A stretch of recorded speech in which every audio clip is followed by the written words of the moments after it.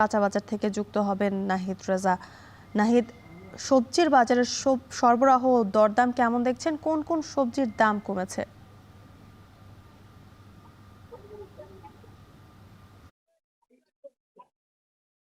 জ্যোতিকা, আমি এখন যেখানে রয়েছি এটি পৌর শহরের গোবিন্দনগর কাঁচা বাজারের সব থেকে বড় আড়ত বলা হয়। এই আড়তেই ঠাকুরগাঁও শহরের বিভিন্ন জায়গা থেকে যে সব কৃষক রয়েছে তাদের উৎপাদিত যে ফসল সেগুলো কিন্তু এখানে নিয়ে আসে।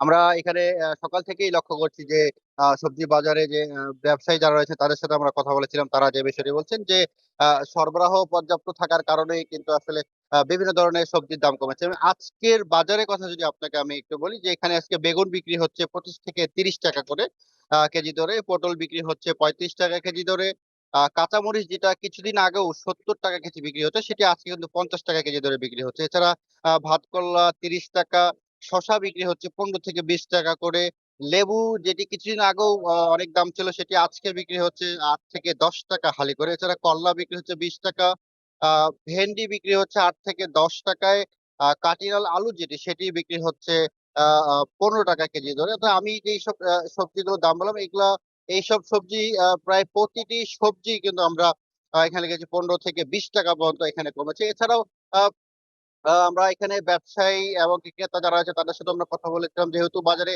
প্রতিটি সবজির দাম অনেকটাই কমেছে। এই সবজির দাম কমাইতে ক্রেতারা কিন্তু অনেকটাই স্বস্তি প্রকাশ করেছেন।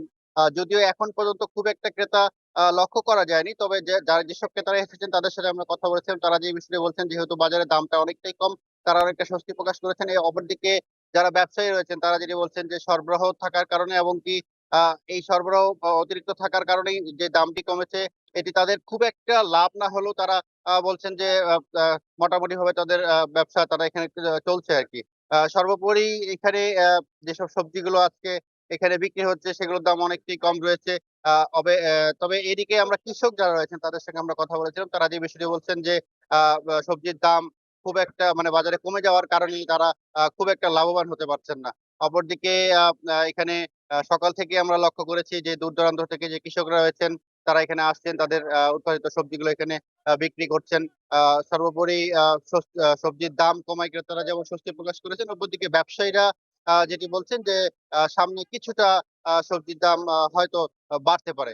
আ এই সর্বোপরি এখানে ক্রেতা বিক্রেতার সকাল থেকেই সমাগমটা আমরা লক্ষ্য করেছি। যদিও খুব একটা বেশি ক্রেতা এখনো নেই। তো সময়ের সাথে, সাথে ক্রেতাও এখানে বাড়বেন।